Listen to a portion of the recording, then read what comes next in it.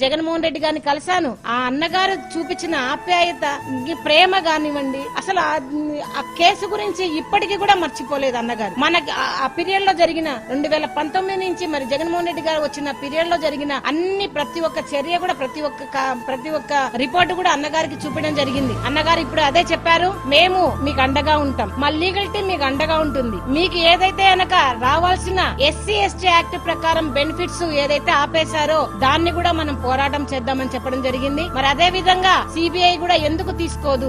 ఈ CDFD ఏదైతే అనక జగన్మోహన్ రెడ్డి గారి పీరియడ్ లో వచ్చిన ఈ ఇన్వెస్టిగేషన్ సిట్లో వచ్చిన ఈ CDFD రిపోర్ట్ ను ఎందుకు మీరు లోపల బయట పెట్టడం లేదు అని ఈ ప్రభుత్వాన్ని ప్రశ్నించడం జరుగుతోంది. మరి జగన్మోహన్ రెడ్డి గారు మరి మాట ఇచ్చారు, అమ్మ ఖచ్చితంగా మాట ఇస్తున్నాం, అందరిలాగా కాదు, ముఖ్యంగా పవన్ కళ్యాణ్ గారి లాగా మాట ఇచ్చి మర్చిపోయే ప్రసక్తే లేదు, మీకు ఖచ్చితంగా న్యాయం జరుగుతుందని మరి నాకు అన్నగారు భరోసా ఇవ్వడం జరిగింది.